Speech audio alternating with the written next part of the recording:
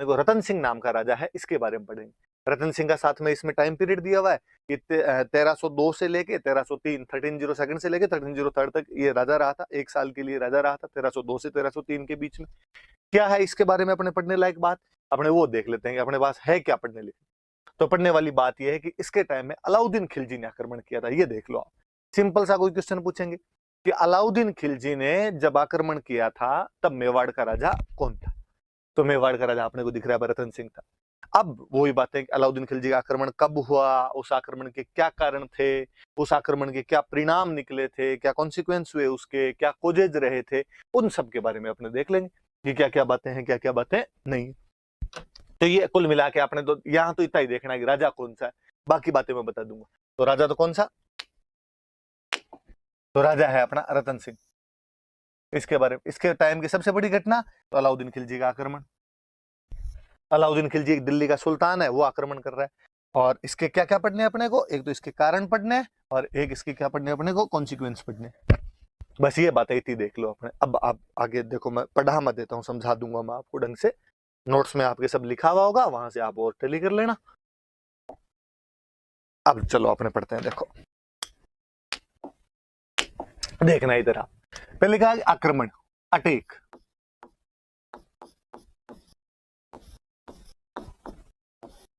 किसने किया, तो हमने वापस लिख रखा है कि अलाउद्दीन खिलजी। अलाउद्दीन खिलजी नाम का एक राजा था और उसने अटैक किया। कब किया, अभी ये याद रखने वाली बात, 1303। ये याद कर लेना, कोई क्वेश्चन यहां से बना लेगा कि अलाउद्दीन खिलजी ने चित्तौड़ पर आक्रमण कब किया था, तो 1303 में आक्रमण किया था। उस टाइम राजा कौन था, तो उस टाइम राजा रतन सिंह। स्वाभाविक सी बात है, कोई आक्रमण होगा तो उस आक्रमण के कुछ कारण होंगे। तो अलाउद्दीन खिलजी ने भी आक्रमण क्यों कर दिया, अपने इसके कोजेज देख लेते हैं, रीजंस देख लेते हैं इसके कि क्या कोजेज रहे होंगे इसके। देखो एक तो स्वाभाविक सा, एक सिंपल सा कारण होता है कि कोई भी एक राजा दूसरे राजा पे अटैक क्यों करेगा। इसका कारण ये कि कोई भी राजा अपने साम्राज्य का विस्तार करना चाहता है। सब में एम्बिशंस होते हैं कि वो जो अपना एम्पायर है उसको बढ़ाए, उसका और विस्तार करे, उसका एक्सपांशन करे। अलाउद्दीन खिलजी तो खुद यही चाहता था कि वो अपने साम्राज्य का विस्तार कर ले। और हम कहते हैं कि साहब, जो दिल्ली के मुसलमान राजा हुए थे उनमें अलाउद्दीन खिलजी पहला राजा है जो साउथ इंडिया भी चला गया था और साउथ इंडिया को भी जीतने की कोशिश करता है। तो आप देख लो, जो इतना साम्राज्यवादी राजा होगा, इतना ज्यादा एम्पेरियलिस्टिक पॉलिसी जो अपनाएगा, क्या वो दिल्ली के पास में राजस्थान को जीतने का प्रयास नहीं करेगा, ऑब्वियस सी बात है करेगा। तो एक कारण तो ये था कि अलाउद्दीन खिलजी जो है उसकी जो साम्राज्यवादी नीति थी, उसकी जो एम्पेरियलिस्टिक नीति थी, एम्पेरियलिस्टिक जो उसकी पॉलिसी थी, उसकी वजह से, साम्राज्यवादी नीति की वजह से वो चित्तौड़ को जीतना चाहता था। स्वाभाविक सी सीधी सी बात समझ में आ गई, इसलिए उसने आक्रमण किया था। बड़ा कारण हमेशा कोई अटैक लिखवा ले मेंस में, कभी आपको और दिमाग में आया नहीं है, एक तो ये पक्का ही चिपका देना, या इस वजह से करना चाहता था। और क्या कारण रहे होंगे, और जब हम किताबें पढ़ते हैं उनमें कारण देखते हैं तो अपने कारण मिलता है कि चित्तौड़ का स्ट्रेटेजिक इंपॉर्टेंस थी। और केवल स्ट्रेटेजिक ही नहीं, उसकी इकोनॉमिक इंपॉर्टेंस भी थी। मैं समझा दूंगा कैसे क्या, देख लो आप। एक तो स्ट्रेटेजिक को तो अपने हिंदी में कह देंगे सामरिक, और इकोनॉमिक तो अपने को समझ में आ ही रही है, आर्थिक का दो, व्यापारिक का दो, कुछ ही का दो। कैसे, देखो मैं बताता हूँ। पहले अपने इसको बोल रहे हैं कि उसकी सामरिक, सामरिक उसका महत्व था, इंपॉर्टेंस थी, स्ट्रेटेजिक इंपॉर्टेंस हुआ करती थी। क्या स्ट्रेटेजी रही होगी, क्या इंपॉर्टेंस रही होगी चित्तौड़ की, तो चित्तौड़ की इंपॉर्टेंस ये है कि चित्तौड़ का किला एक पहाड़ पे बना हुआ है। कल ही मैंने बताया था कि जैतर सिंह ने जब उसके टाइम में नागदा लूट लिया था तो उसने कहा वैसा प्लेन में राजधानी नहीं होनी चाहिए, राजधानी को ऐसी जगह हो, पहाड़ों के ऊपर हो, चारों तरफ से घिरा हुआ हो, ताकि जल्दी से दुश्मन आके कम से कम लूट तो नहीं सके, कोई आनिया बानिया आके लूट मार तो नहीं करके जा सके, इसलिए पहाड़ों में राजधानी बनाई हुई। तो चित्तौड़ का किला बड़ी ऊंचाई पर बना हुआ किला, बहुत चारों तरफ से बड़ा रैम्पार्ट बना हुआ उसका, बड़ी चौड़ी दीवार बनी हुई उसकी, और जल्दी से न तो कोई किले पर पहुंच सकता है, न कोई किले की दीवार को तोड़ सकता है। फिर और सुनो, आज भी आप कभी चित्तौड़ का किला देखने जाओ तो आप नोटिस करना, चित्तौड़ के किले की बाउंड्री इतनी बड़ी है, मतलब कि उसके अंदर एग्रीकल्चर तक होती है, वाटर रिसोर्सेज खूब सारे, कुंड वगैरह उसके अंदर बनाए हुए। इसका मतलब था कि यदि कभी जरूरत पड़ जाए, ऐसा लगे कि घेर लिया गया है, बड़ा आक्रमण हो गया है, तो आप अपनी पब्लिक को किले के अंदर ला के रख सकते हैं और अंदर खाने पीने की भी पूरी व्यवस्था की जाए। स्टोरेज है, तो स्टोरेज बहुत अच्छे थे और युद्धों के टाइम में स्टोरेज के बहुत अच्छा महत्व हुआ करता था। तो एक वो भी बड़ी बात थी, किस वजह से भी चित्तौड़ का महत्व बढ़ रहा था। अब अलाउद्दीन खिलजी को ये क्यों चाहिए? वो तो दिल्ली बैठा है, उसको चित्तौड़ में आगे क्या करना है? ये वो समय था जब भारत पर मंगोलों के आक्रमण हो रहे थे, मंगोल आक्रमणकारी थे, वो लगातार अटैक कर रहे थे। अलाउद्दीन खिलजी के टाइम में मंगोल एक दो बार तो दिल्ली के पास तक आ गए थे, इसलिए अलाउद्दीन को लगता था कि यार कल को खुदा ना खास्ता दिल्ली के अंदर घुस गए तो अपने क्या करेंगे? इससे अच्छा कोई एक ऐसा किला हो, ऐसा फोर्ट हो, चारों तरफ से रैम्पार्ट से घिरा हुआ हो, जिसमें जल्दी से दुश्मन घुस नहीं पाए। और वो आसपास में कोई नजदीक किला उसको दिख रहा था, तो वो चित्तौड़ का किला दिख रहा था। इसलिए चित्तौड़ के किले का स्ट्रेटेजिक इंपोर्टेंस है। याद रखना, कभी आपसे प्री में, मेंस में, इंटरव्यू में पूछ ले, भाई चित्तौड़ का क्या सामरिक महत्व है, क्या स्ट्रेटेजिक इंपोर्टेंस है, बताना। कि पहाड़ी पर बना हुआ है, उसकी दीवार बहुत लंबी चौड़ी बनी हुई है, जिसको तोड़ के जाना संभव नहीं है, उसके अंदर स्टोरेज की बहुत अच्छी सी संभावनाएं हैं। तो इस वजह से कोई भी राजा ये चाहता था कि ऐसा सुरक्षित किला मेरे पास में रहेगा, तो मैं उसके अंदर रह के अपनी अपनी सेना की, अपनी जनता की रक्षा बहुत अच्छे से कर सकूंगा। एक बात और लिखी मैंने, इकोनॉमिक, आर्थिक। फिर अपने को लगता यार चित्तौड़ का क्या इकोनॉमिक इंपोर्टेंस रहा होगा? वापस सुनना, देखो अपने इंडिया में दो जगह, उत्तर भारत में बेसिकली, नॉर्दर्न इंडिया जो अपना है, उत्तर भारत है, उसमें दो जगहों का बड़ा महत्व था इकोनॉमिकली। किस किस का? एक तो गुजरात का,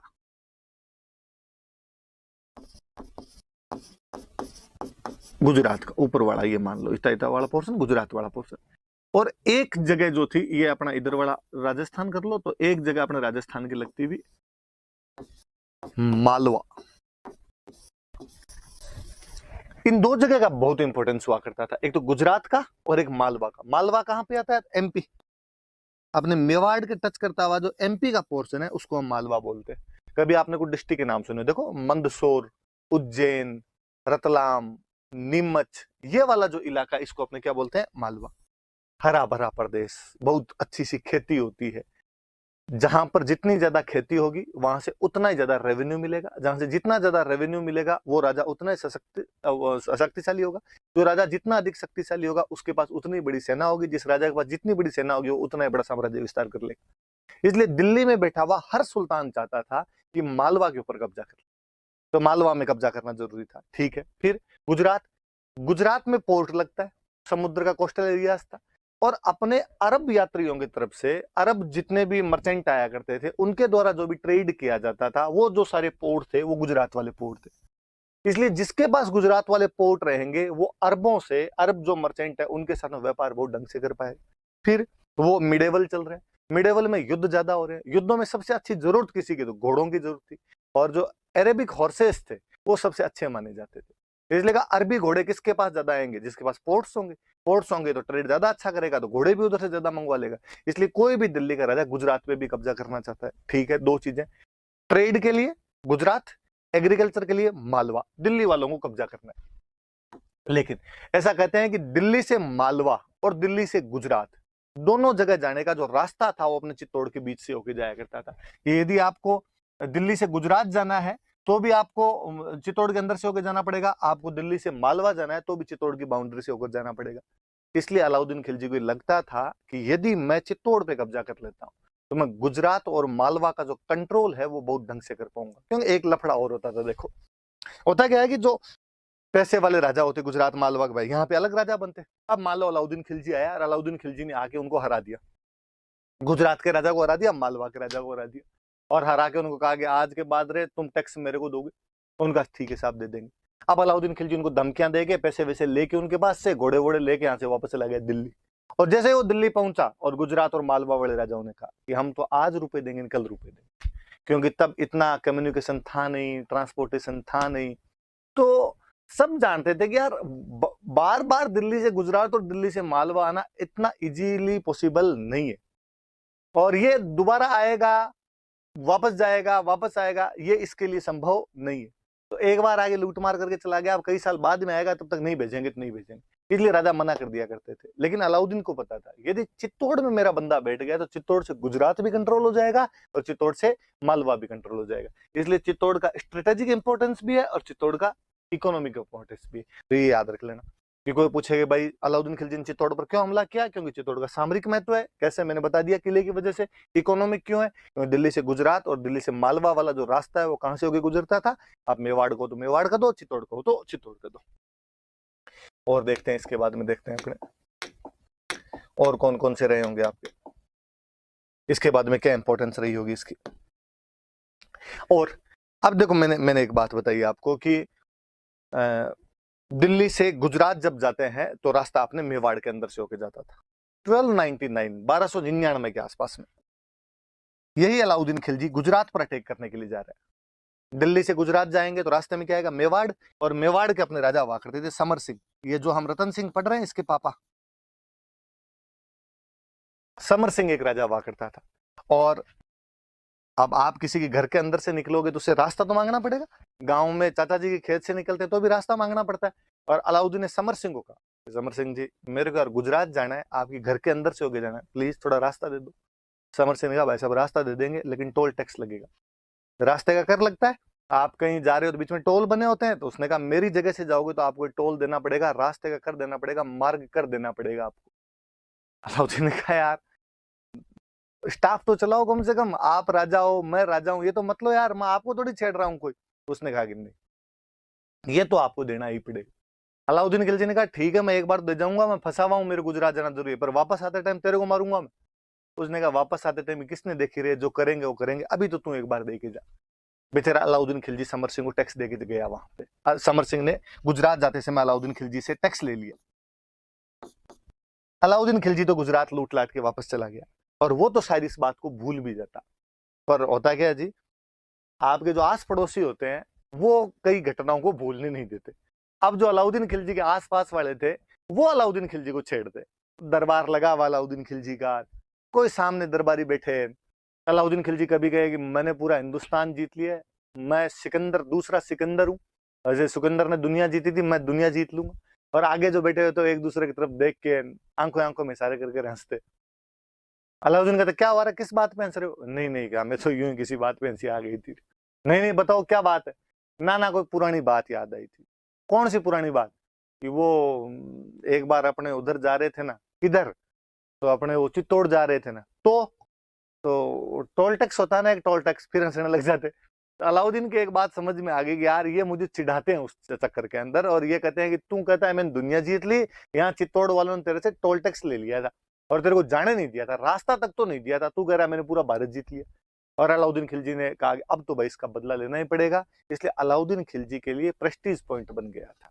अलाउद्दीन खिलजी के लिए प्रतिष्ठा का सवाल था, सुल्तान के लिए नाक का सवाल बन गया था कि मैं चित्तौड़ को जीतूं। तो एक कारण ये भी कि अलाउद्दीन खिलजी ने इसे अपना प्रतिष्ठा का सवाल बना लिया था, इस वजह से भी चित्तौड़ को जीतना चाहता है। फिर आप एक चीज देखो, भूताला का युद्ध होता है, भूताला के युद्ध के अंदर जो आपका जेतर सिंह है, वो जेतर सिंह आपके इल्तुतमिश को हराकर वहां से वापस भेज देता है। ठीक है, समर सिंह अलाउद्दीन खिलजी से गुजरात जाते समय टैक्स ले लेता है। इसका मतलब क्या हुआ, चित्तौड़ का जो इन्फ्लुएंस है, चित्तौड़ की जो पावर है वो बढ़ रही है घट रही है, ऑब्वियसली बढ़ रही है। दिल्ली वालों से चला चला के पंगे ले रहे हो आप। कौन राजा ये चाहेगा कि उसके नाक के ठीक नीचे किसी दूसरे राजा की और अहमियत इतनी ज्यादा बढ़ जाए, प्रभाव इन्फ्लुएंस इतना ज्यादा बढ़ जाए कि वो अपने को डिस्टर्ब करने लग जाए। और दिल्ली वालों को लगता है अरे चित्तौड़ वाले ये हमें तंग करने लग गए, इसलिए उनके इन्फ्लुएंस को कम करना जरूरी था, उनका जो प्रभाव था उसको कम करना जरूरी था। एक कारण ये भी है कि कहीं ना कहीं जो चित्तौड़ का इन्फ्लुएंस था वो बढ़ रहा था, मेवाड़ का इन्फ्लुएंस बढ़ रहा था, और उस इन्फ्लुएंस को घटाना चाहते थे। मूल कारण तो ये है आपके। क्या कारण है, तो अलाउद्दीन खिलजी की जो एम्बिशंस थे, एम्परियलिस्टिक एम्बिशन थे, वो बहुत ज्यादा बढ़े हुए थे।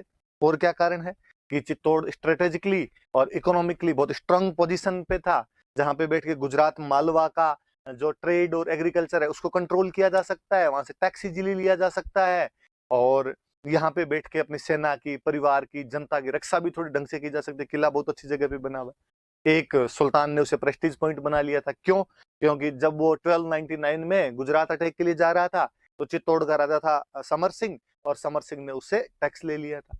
फिर चित्तौड़ का प्रभाव बढ़ रहा है तो उसको घटाना है। फिर एक कारण जो आप सब जानते हो, आपने अखबारों में पढ़ा होगा, आपने फिल्मों के अंदर देखा होगा, ऐसी कहानियां हैं कि जो रतन सिंह था उसकी एक रानी थी पद्मिनी, उसकी क्वीन हुआ करती थी पद्मिनी नाम करके। और वो जो रानी पद्मिनी थी वो बहुत सुंदर थी। और ऐसी अपने पास में कई किंवदंतियां, कई कहानियां मैं और बता दूंगा। और अलाउद्दीन खिलजी उसको प्राप्त करना चाहता था, इसलिए उसने आक्रमण किया। हालांकि हमारे इतिहासकार मानते हैं कि ये बहुत गौण कारण है, मतलब आप इसको छोड़ सकते हो, आप इसको नेग्लेक्ट कर सकते हो, आप नहीं मानो तो भी चल जाए। क्योंकि अलाउद्दीन खिलजी ने पूरे भारत पर अटैक किए थे और सब जगह कोई पद्मिनियां थोड़ी थी। राजा के आक्रमण का कारण कम से कम लुगाइयां तो नहीं होती है, आक्रमण के कारण दूसरे रहे होते हैं, पर साथ में छोटा मोटा ये भी चल जाता थी। तो कभी आपसे प्री में कोई पूछ ले इनमें से कारण कौन सा था, कारण कौन सा नहीं था, तो याद रखना। मेंस में पूछ ले कि 1303 में अलाउद्दीन खिलजी ने जब हमला किया उसके कारण क्या क्या थे, तो आप सारे कारण बता देना। बता सकते हो आप सारे कारण? ये तो अलाउद्दीन खिलजी के आक्रमण के कारण 5 कारण लिखे हमने, 5 कॉजेज लिखे, ये 5 के 5 याद रखें। अब पद्मिनी की बात आई, मैं थोड़ी सी इसकी बात कर लेता हूं, फिर मैं आगे की तरफ बढ़ूंगा।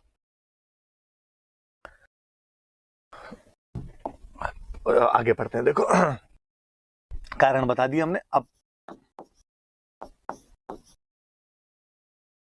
कहानियां किंवदंतियां अपने कुछ ऐसी है कि पद्मिनी सिंहल द्वीप की राजकुमारी थी, सिंहल आइलैंड की राजकुमारी थी, यहाँ की प्रिंसेस थी। कहा गया कि साहब सिंहल द्वीप कहां पे, तो आज का जो श्रीलंका है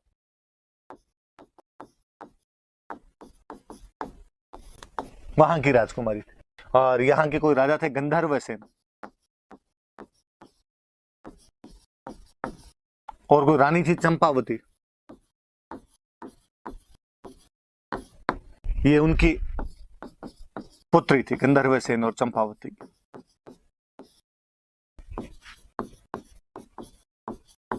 फिर ऐसी कहानियां है कि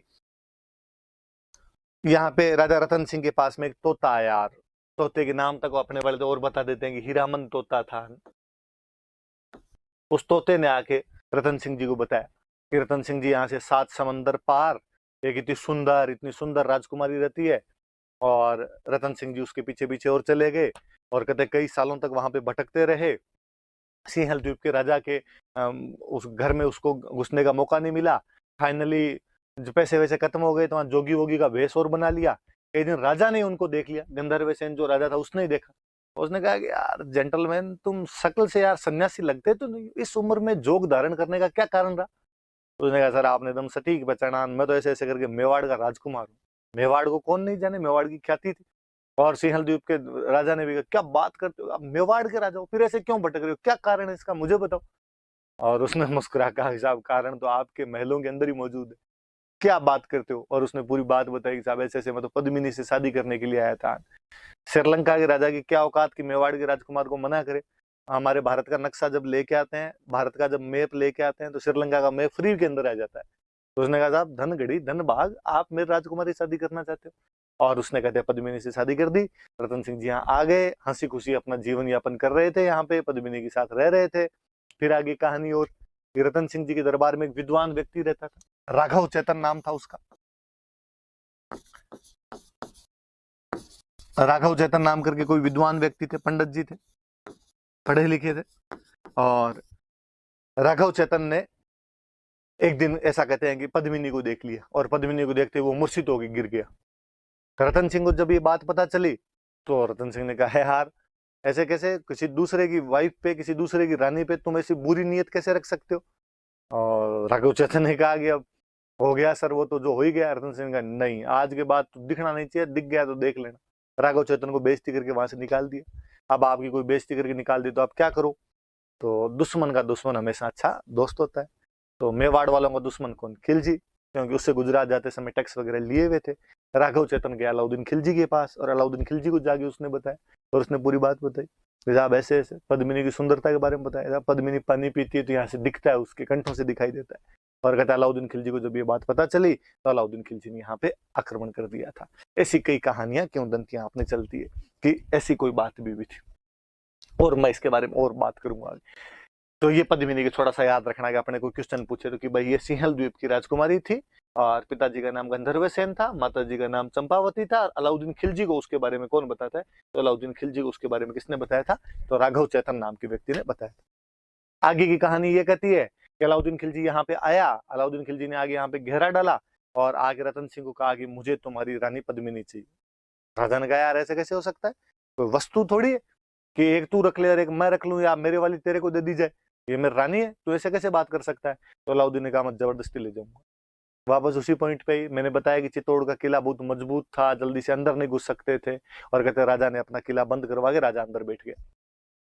अलाउद्दीन खिलजी को लगा कि यार अंदर घुस ही नहीं पाएंगे, तो फिर उसने एक जाल फेंका और उसने कहा कि चलो मैं आपसे संधि करने के लिए तैयार हूँ, जो हो गई वो तो बात हो गई, और अपने आप नई लड़ाई करेंगे। और कहते हैं कि अलाउद्दीन खिलजी को संधि के लिए बुलाया गया, खाने के लिए बुलाया गया। वहां अलाउद्दीन खिलजी बैठा हुआ था और उसके सामने एक शीशा लगा हुआ था, नीचे एक पौंड बना हुआ था, तालाब बना हुआ था। पद्मिनी उस शीशे के जैसे आगे आई, उसकी जो प्रति छाया थी, उसकी जो छाया दिखाई देती है, प्रतिकृति दिखाई देती है, वो तालाब के अंदर दिखाई देती है। और अलाउद्दीन खिलजी उसको देख के यूं बड़ा मोहित होता है। कहते हैं जब वापस अलाउद्दीन खिलजी जा रहा था तो रतन सिंह उसको सी ऑफ करने के लिए नीचे तक गया, उसको लगाया अब तो संधि हो ही गई। और नीचे जाते अलाउद्दीन खिलजी बड़ा घाघ आदमी था, जगीरा की तरह कमीनापन कूट कूट के भरा हुआ था उस आदमी, और उसने रतन सिंह को गिरफ्तार कर लिया। और उसने कहा कि जब तक मेरे पास पद्मिनी नहीं आएगी तब तक रतन सिंह को नहीं छोड़ा जाएगा। पद्मिनी के लेंगे, पद्मिनी जितनी सुंदर थी उतनी बुद्धिमान महिला थी। और ऐसा कहा जाता है कि पद्मिनी के एक भैया थे और उन भैया का नाम था गोरा। एक पद्मिनी का भतीजा था और उस भतीजे का नाम था बादल। दोनों आपस में भी काका भतीजा थे। पद्मिनी ने इनको बुलाया, इनको बुला के समझाई कि ये बात है, क्या किया जाना चाहिए। इन्होंने प्लानिंग की और प्लानिंग करके कहा कि ठीक है। अलाउद्दीन के पास मैसेज करवाया, अलाउद्दीन के पास मैसेज करके कहा कि पद्मिनी तुम्हारे पास आने के लिए तैयार है, पर पद्मिनी अकेली नहीं आएगी, उसके साथ में उसकी दासियां भी आएगी। उसने कहा कोई नहीं, ठीक है, आप तो भेज दो, दासियों को भी भेज दो। तो कहते हैं कि पद्मिनी जब जा रही थी तो रानी हमेशा पालकी के अंदर बैठ के जाती, 4 जने उठाते, वो कहार उठाने वाले होते। तो वो आगे की पालकी में तो पद्मिनी को बिठाया, पीछे की पालकी में जिनमें महिलाओं को बिठाना था उनके अंदर सारे के सारे शस्त्रधारी योद्धा बिठा दिए, सोल्जर्स बिठा दिए। वहां गए और नजदीक जाके वापस का कि पद्मिनी अंतिम बार रतन सिंह से मिलना चाहती। अलाउद्दीन का मिला दो यार, कैंप पड़ा कहीं पे साइड में, मिला दिया जाए इसको। और कहते हैं कि पद्मिनी वहां जब रतन सिंह के पास पहुंचे तो पद्मिनी जितनी सुंदर थे, जितनी बुद्धिमान थे, उतनी वीर महिला और थी। और उसने आसपास जो 5-7 बॉडीगार्ड खड़े थे उनको मार दिया और रतन सिंह को लेकर वहां से भाग गई। जब तक अलाउद्दीन खिलजी को नहीं समझ में आता कि हमारे साथ में धोखा हुआ है, वो लड़ने के लिए तैयार होते, इधर गोरा और बादल अपनी सेना लेके तैयार खड़े थे।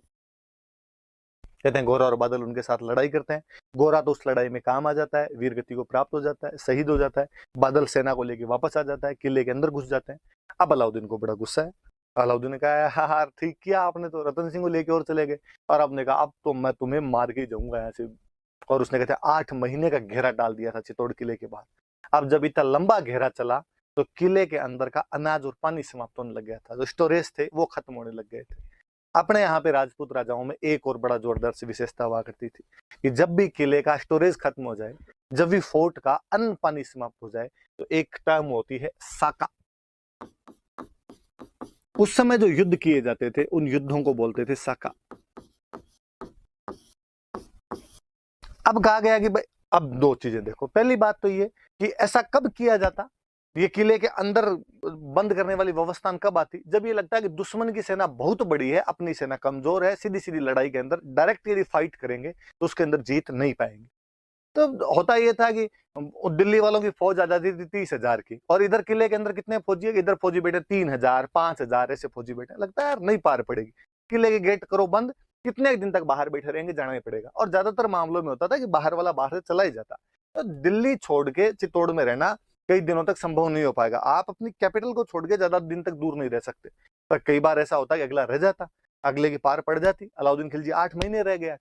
अब क्या किया जाए, तो अब का किले का तो पानी भी खत्म हो गया, किले का तो अनाज भी खत्म हो गया, भूखे मरेंगे। तो भूखे मरेंगे इससे अच्छा लड़के मतलब, तो लड़के मरेंगे तो अपने तो 3,000 है, सामने वाले 30,000 बैठे हैं, तो अपने तो मर जाएंगे, और अपने मर जाएंगे तो महिलाओं को और बच्चों को ये सब उठा के ले जाएंगे। का तो इसका एक तरीका किया जाए, अब अपने तो मरेंगे, परिवार की रक्षा के लिए क्या किया जाए, महिलाओं की रक्षा के लिए क्या किया जाए। तो जो महिलाएं हुआ करती थी वो खुद ही कहती तुम हमारी चिंता मत करो, हम जोहर कर लेंगे। एक टाइम है, वापस सुनना, जोहर क्या होगा साहब जोहर के अंदर। तो महिलाएं जितनी भी हुआ करती थी वो अग्नि जलाती, और अग्नि के अंदर महिलाएं बैठ जाया करती थी, अपनी जीवन लीला समाप्त कर लिया करती थी, ताकि वो जो सोल्जर है उनको परिवार की कोई चिंता नहीं रहे। अब वो लड़े मरे, और अब वो जो सोल्जर होते थे, जब परिवार समाप्ति हो गया तो बंदे में और गुस्सा होता था, वैसे ही दुश्मन के खिलाफ लड़ने का गुस्सा हुआ करता था। अब वो केसरिये कपड़े पहनते और केसरी कपड़े पहन के बाहर लड़ने के लिए जाते। अब उनके जीवन का एकमात्र उद्देश्य अधिकाधिक संख्या में दुश्मन को मारना था, ज्यादा से ज्यादा, जितने ज्यादा हो सके उतने दुश्मन को मारना था। और मुंड पे टूट के पड़ता और वहां पे लड़ते हुए वीरगति को प्राप्त हो जाया करते थे। क्योंकि केसरिये कपड़े पहन के जाते थे इसलिए उस टाइम को बोलते थे केसरिया। तो दो चीजें हो गई, एक तो हो गया जौहर और एक हो गया केसरिया। और इन दोनों की जो कंबाइंड फॉर्म होती थी उस कंबाइंड फॉर्म को बोलते थे साका। तो याद रखना, कभी कोई पूछ ले कि साके में दो चीजें क्या क्या होती है, तो एक तो होता है जौहर, एक होता है केसरिया। अब अगला सवाल पूछेगा जौहर कौन करता है, केसरिया कौन करता है? तो जौहर किया जाता है महिलाओं के द्वारा, फीमेल, और केसरिया किया जाता है पुरुषों के द्वारा। और इन दोनों को मिला के क्या बोलते हैं? तो यहाँ पे जौहर किसने किया होगा? तो महिला कौन? तो रानी पद्मिनी। तो कहते रानी पद्मिनी ने अपनी 1600 अन्य रानियों के साथ में, 1600 अन्य महिलाओं के साथ में जौहर किया। केसरिया किसने किया? तो केसरिया करने वाले रतन सिंह, राजा रतन सिंह और उनके सेनापति। क्योंकि गोरान तो पहले शहीद हो गए थे, तो ये बादल अनजीते लोग बचे हुए थे, इन सब ने मिलकर बाद में केसरिया कर लिया। कई कहानियों में आता है कि नहीं, गोरा भी वापस आ गया था और गोरा बादल साथ में लड़ते हुए शहीद हुए थे। पर कुल मिला के सारे अलाउद्दीन खिलजी वाली उस लड़ाई के अंदर ही काम आ गए थे, उसके अंदर शहीद हो गए थे। तो ये चीज याद रखना। अब इसके लिए कहते हैं कि ये जो पद्मिनी और रतन सिंह वाला जो हुआ था, ये चित्तौड़ का पहला साका है। पहली बार चित्तौड़ के अंदर ये वाली जो प्रक्रिया, फायर बाथ वाली जो जौहर वाली प्रक्रिया थी, साके वाली जो प्रक्रिया थी, ये पहली बार इसी टाइम अपनाई गई थी। कब हुआ? तो बाकायदा तारीख है 25 अगस्त 1303। ये याद रख लेना आपने कि चित्तौड़ का पहला साका कब हुआ? तो 25 अगस्त 1303 को हुआ था। किसने किया? तो रानी पद्मिनी के नेतृत्व में जौहर हुआ, रतन सिंह और गोरा बादल के नेतृत्व में केसरिया हुआ। इसको मिला के क्या बोलते हैं? साका बोलते हैं। अलाउद्दीन खिलजी जीत गया, लेकिन अलाउद्दीन खिलजी के सैनिक बहुत ज्यादा मरे। उसने किले पे कब्जा किया और किले पे कब्जा कर उसको लगा अब तो मैं पद्मिनी को उठा ही ले जाऊंगा। लेकिन अंदर आगे देखा कि महिलाएं तो पहले ही सब की सब अपने आप को अग्नि के अंदर झोंक चुकी थी। किले में केवल राख थी, किले में कुछ ही नहीं मिला और बौखलाया हुआ था अलाउद्दीन खिलजी। और उसने कहा कि जितने निर्दोष लोग बैठे हुए भाई, लड़ाई करने कौन जाएंगे? सैनिक। बाकी सामान्य किसान मजदूर, वो तो बेचारा अपने घर के अंदर बैठा हुआ था। तो उसने कहा सबको बाहर निकाला जाए। सबको बाहर निकाला गया और वहां पे लोगों का नरसंहार किया गया, मैसेकर किया गया वहां पे, बहुत भयंकर वाला। 30,000 लोग कटवाए थे, कहते हैं अलाउद्दीन खिलजी। 30,000 लोगों का मैसेकर किया गया था वहां पे, कत्लेआम कर दिया गया, नरसंहार कर दिया गया। गुस्सा आया हुआ था उसको और उसने कहा कि अब चित्तौड़ मेरा है, अब उसको तो वापस जाना है, तो अब चित्तौड़ का क्या करेंगे? तो उसने कहा आज के बाद मेरा बेटा चित्तौड़ के अंदर रहेगा। और बेटे का नाम था खिजर खान, ये याद रखना। और उसके बेटे का नाम खिजर खान था, इसलिए कहा कि अब चित्तौड़ को मैंने बर्बाद कर दिया, लेकिन खिजर खान यहाँ पे रहेगा और खिजर खान इस चित्तौड़ को वापस आबाद करेगा। खिजर खान आबाद करेगा, इसलिए इसका नाम बदलकर उसने किया खिजराबाद। ये याद रख लेना कि अलाउद्दीन खिलजी ने चित्तौड़ का नाम बदलकर क्या कर दिया था? तो अलाउद्दीन खिलजी ने चित्तौड़ का नाम बदलकर क्या कर दिया था? खिजराबाद कर दिया था। एविडेंस है कोई अपने पास में? हाँ, अपने पास में एविडेंस भी मिलता है। 1325 के आसपास की एक अभिलेख मिला है, एक इंस्क्रिप्शन मिला है। चित्तौड़ के अंदर एक दरगाह है, दाहिबी पीर की दरगाह। दरगाह तो समझते हो, मुस्लिम जो संत वगैरह हुआ करते थे, पीर मतलब संत हो गए, उनका जो पूजा का स्थान होता, उनका जो रहने का स्थान होता था, उसको दरगाह बोलते थे। एक दाहिबी पीर की दरगाह है और वहां का एक इंस्क्रिप्शन मिला है। मुस्लिमों के इंस्क्रिप्शन होते तो वो ज्यादातर पर्शियन लैंग्वेज में होते, फारसी में होते। तो एक पर्शियन इंस्क्रिप्शन मिला है और उसके अंदर चित्तौड़ का नाम अपने को खिजराबाद मिलता है। तो खिजर खान को दे के गया, इसलिए उसने चित्तौड़ का नाम बदलकर क्या कर दिया था? खिजराबाद उसने नाम कर दिया था। तो इस साके वाली बात, ये सब बातें याद रखना। अब यहाँ पे खिजर खान रहता है, कई साल तक खिजर खान रहता है। 1303 के आसपास देके चला गया था और लगभग 1312 के आसपास तक, 9 साल के आसपास तक या 9-10 साल तक यहाँ पे खिजर खान ने शासन किया था उसका। अब जब इतने साल तक रहेगा, कुछ ना कुछ वो भी काम करवाएगा। तो खिजर खान ने कई काम करवाए थे, ये वापस देख लेना थोड़ी सी बातें आप, साके वाली ये सब चीजें समझ लेना। हालांकि आपके नोट्स में लिखी हुई है, वहां पर और पल्ले पड़ जाएगी, लेकिन फिर भी याद रखना साका क्या होता है, कैसे किया गया था। मैंने कहानी आपको बता दी। अब जब खिजर खान यहाँ रहा तो खिजर खान ने क्या क्या किया वो देखते हैं अपने। देखो, खिजर खान को देके चले गए साहब, और नाम क्या कर गए इसका? खिजराबाद। और ये जानकारी अपने को कहां पे मिलती है? तो दाहिबी पीर की दरगाह।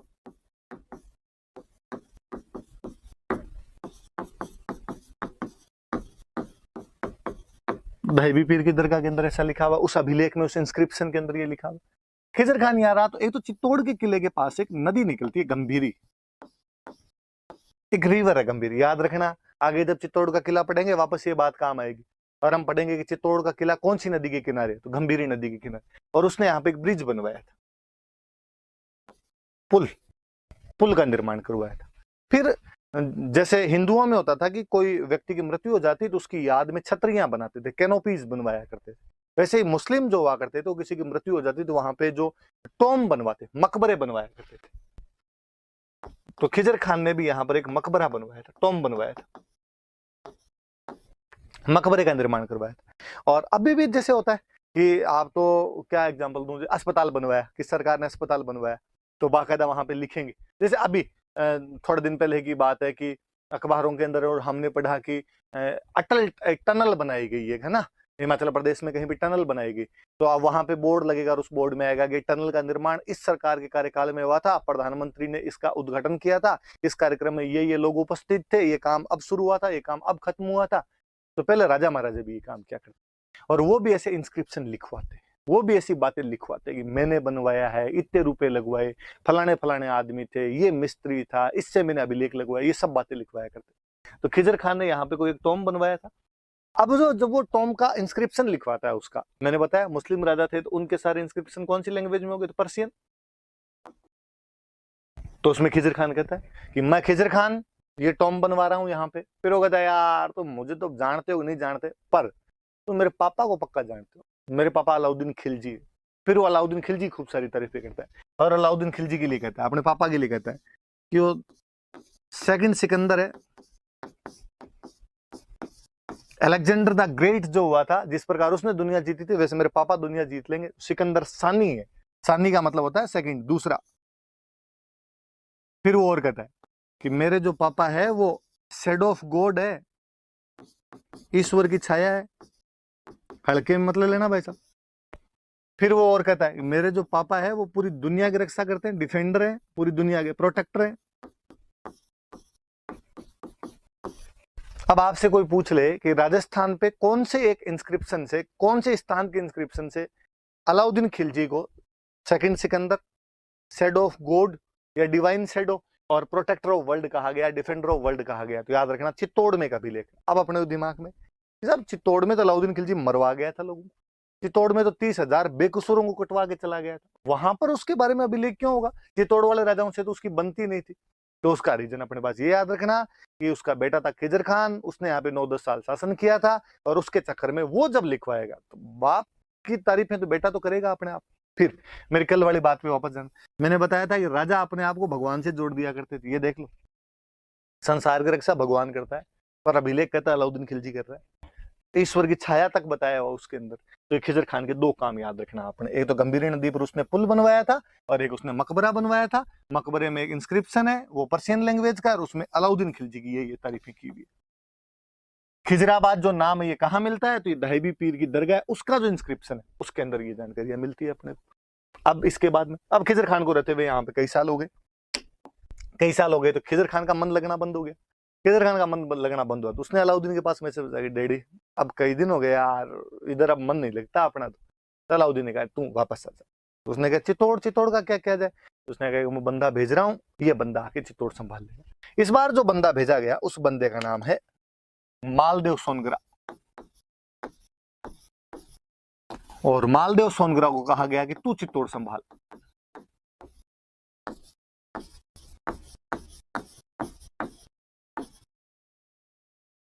इसको भेज दिया।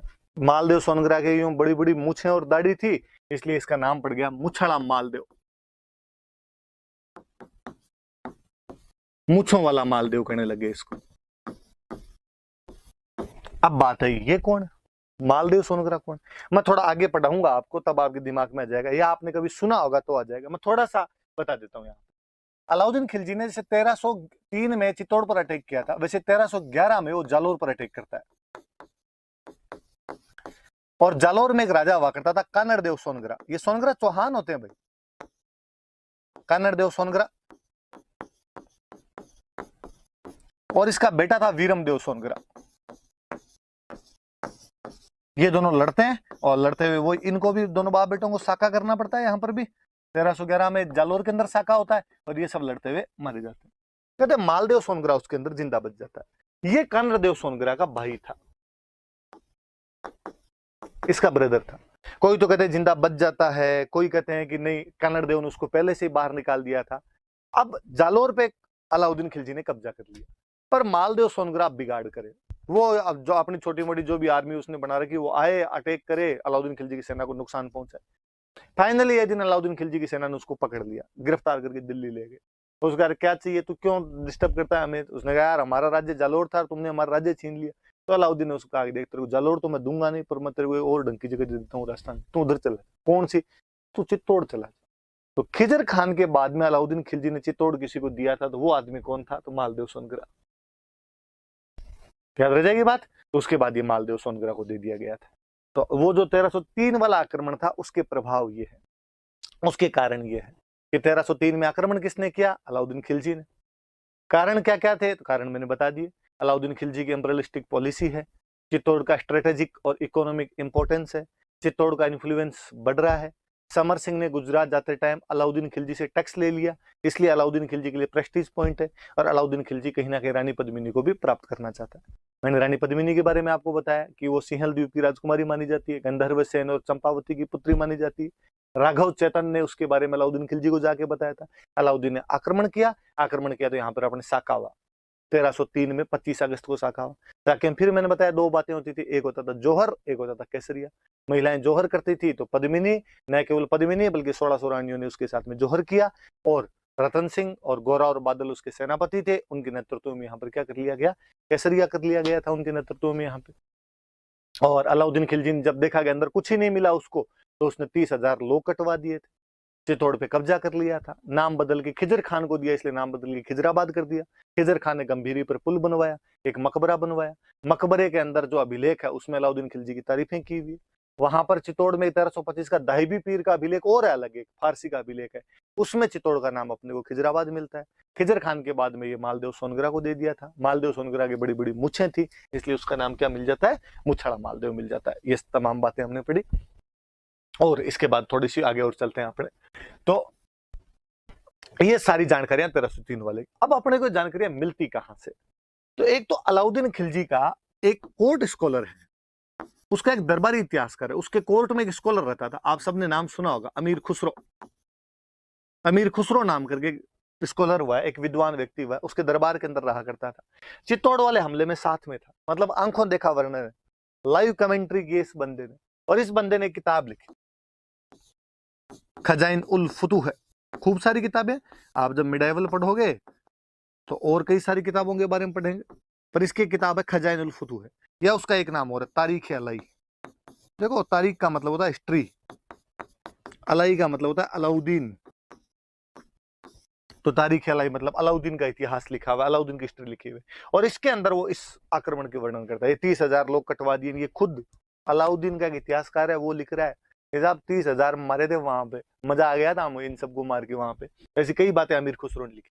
तो कोई आपसे पूछ ले कि कौन सी बुक है उसी टाइम की, कौन सी बुक है जो इस आक्रमण के बारे में बताती है, तो खजाइन उल फुतूह है। नाम याद करना, ये फारसी नाम होते हैं। 2-3 बार जीभ से बोल के देखना, एक बार टंग पे चिपक जाएंगे, जीभ पे चिपक जाएंगे तो याद हो जाएंगे। 2-3 बार खजाइन उल फुतूह है, खजाइन उल फुतूह है, खजाइन उल फुतूह है बोलोगे तो याद हो जाएगा। तारीख ए अलाई एक उसका नाम, ये मैंने बता ही दिया। तारीख मतलब होता है हिस्ट्री और अलाई का मतलब अलाउद्दीन, तो अलाउद्दीन का इतिहास नाम से हो जाता है। फिर वो जो मैंने अभी कहानी सुनाई थी आपको कि पद्मिनी सिंहल द्वीप की राजकुमारी थी, ये कहानी किसने लिखी, क्या लिखी? तो ये कहानी लिखने वाला आदमी है मलिक मोहम्मद जायसी।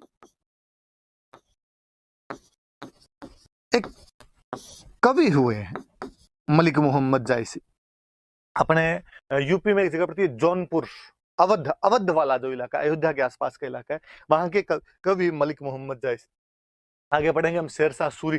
शेरशाह सूरी के कंटेम्प्ररी एक ये पोइट हुए थे, और इन्होंने ये पद्मावत नामक एक बुक लिखी थी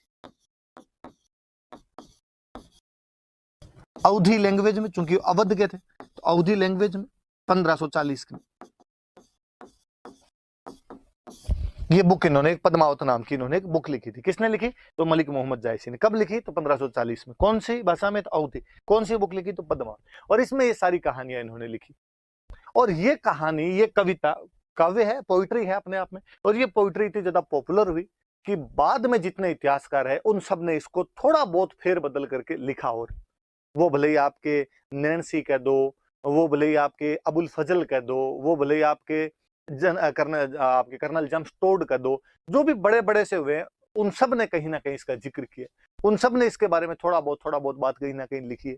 एक सूर्यमल मिशन अपने जो इतिहासकार में वो डिनाई जरूर करते हैं इसको, निजा फर्जीवाड़ा है क्या तुम्हारा। बाकी किसी ने नाम चेंज कर दिया, किसी ने कहानी चेंज कर दी, बाकी ऐसी बातें सबने जरूर लिखी। इतनी पॉपुलर चीज हुई थी। पर दिक्कत ये हुई कि यार किंवदंतियां, जनश्रुतियां, फोक लोर कहानियां चलती है समाज के अंदर, बनती बिगड़ती रहती है, हम सुनते हैं उनके बारे में। पर उनमें हिस्टोरिकल फैक्ट है या नहीं है, ये इतिहासकारों को देखना पड़ता है। इसके साथ दिक्कत ये हुई कि लोगों ने इस पोइट्री को हिस्ट्री मानना शुरू कर दिया और लोगों ने इस कहानी को इतिहास के रूप में पढ़ाया जाना शुरू कर दिया, इसको सुनाया जाना शुरू कर दिया इतिहास के रूप में। और यहाँ पे जाके लफड़ा करते हैं। आप कविता को हिस्ट्री नहीं बना सकते। हम कहते हैं जहां ना पहुंचे रवि वहां पहुंचे कवि, कि कवि कल्पनाएं करता है, कवि इमेजिनेशन करता है, अपने घोड़े दौड़ाता है और ऐसी ऐसी घटनाओं को जोड़ के लिख देता है जिनका वास्तव में कोई अस्तित्व, एग्जिस्टेंस नहीं रहा होगा। और इसी एग्जिस्टेंस के अंदर वो लिख गया कि वो सिंहल द्वीप की राजकुमारी थी। अपने को आज भी लगता है यार, श्रीलंका की राजकुमारी और मेवाड़ का राजा गया शादी करने के लिए, फिर तोता आया, तोते के पीछे चला गया। 1302 से 1303 एक साल का जिसका शासनकाल है, वो कहते हैं 7 साल तक वहां पे भटकता रहा था, फिर पद्मिनी को लेके आया था। जचती नहीं है कहानी। इवन यहां तक कि मलिक मोहम्मद जायसी ने लास्ट में खुद ने कहा है कि साहब ये इमेजिनेशन है मेरी, और मैंने इसके माध्यम से भगवान की बातें की है, मैंने वो जो रूहानी शक्तियां उनकी बातें की है। परंतु वहां तक कौन जाए, हम सब ने उसको हिस्ट्री मान के पढ़ना शुरू कर दिया। इसलिए अपने दिमाग में आज भी सिंहल द्वीप का हमने श्रीलंका बना दिया। भगवान जाने उसने सिंहल द्वीप क्या माना था, क्या नहीं माना था। मुझे तो आज ही बड़ा अजीब सा लगता है कि यार पद्मिनी की सुंदरता का इतना वर्णन किया हुआ है, ये इतनी वो, और वो वैसे ही वर्णन, वैसे गोरे रंग की थी, उसको जब पानी पीती थी यहाँ से पानी दिखता था। मुझे लगा कि यार हिस्टोरियन को थोड़ा सा जलवायु का तो ध्यान देना था।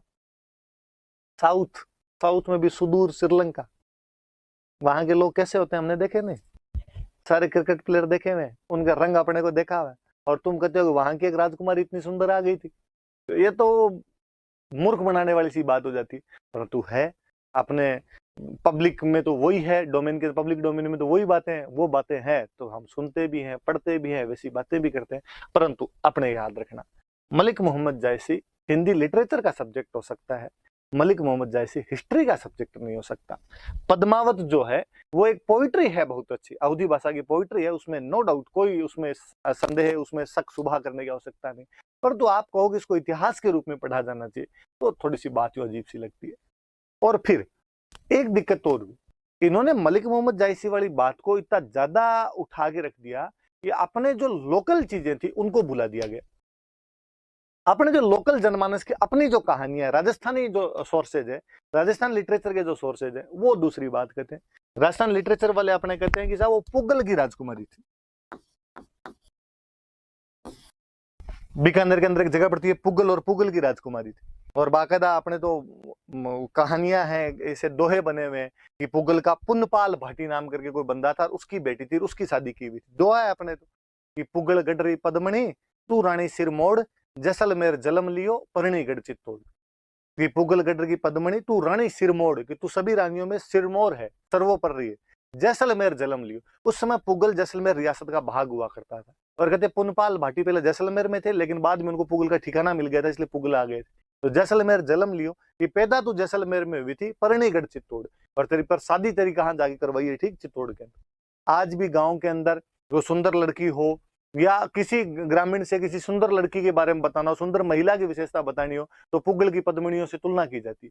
अरे वो कितनी सुंदर है, वो तो पुगल की पद्मणी की तरह सुंदर है। तो आज भी पुगल की पद्मिनियां फेमस है। पर भगवान जाने ये सिंहल द्वीप कहाँ से लाए। मुझे तो लगता है यार मलिक मोहम्मद जायसी ने बेचारे ने पुगल ही सुना होगा, लेकिन ठेठ बीकानेर बॉर्डर से यूपी तक जाता जाता पुगल उसके सिंगल बन गया था। और उसने सिंगल लिखा है, सिंगल को अपने वालों ने सिंहल कर दिया, सिंहल वालों को यहाँ तक लाते लाते अपने वालों ने उसका श्रीलंका बना के रख दिया। तो ये ऐसे बातें जोड़ दी गई, बाकी सच्चाई वाली ज्यादा बातें है नहीं। ज्यादातर ने स्वीकार किया, किसने स्वीकार नहीं किया तो आपने ध्यान रख लेना, ये सूर्यमल मिश्र ने स्वीकार नहीं किया। अपने बूंदी के हिस्टोरियन हुए और पढ़ेंगे इनके बारे में आगे अपने। और अब देखो एक और अपनी बुक्स है ना, कई बार है ना इनको मिश्रण लिख देती है, तो भाई ये मिश्रण नहीं है, ये मिश्रण है, सूर्यमल मिश्रण। तो ये सारी बातें आप याद रख लेना कि क्या क्या चीजें हैं, क्या क्या नहीं है। और पढ़ेंगे हम आगे, जैसे जैसे बातें आएगी कई तो इनके बारे में और चलती रहेगी चर्चाएं, पर अभी रतन सिंह के बारे में इतनी सब बातें आप याद रखना। चलो अब आगे बढ़ते हैं, आगे क्या है। ये तो रतन सिंह की बातें सारी। ये पद्मिनी का आप फोटो देखना चाहो तो देख लो, ये जौहर का सीन बताया हुआ है कि जौहर के अंदर पद्मिनी बैठे हैं अग्नि की ज्वालाओं के अंदर, और 25 अगस्त 1303 का ये जौहर था। चित्तौड़ का पहला जौहर है ये, चित्तौड़ का पहला साका है ये। मैंने बता दिया आपको जौहर वगैरह क्या होता है, वो सब चीजें आप देख ही लेना।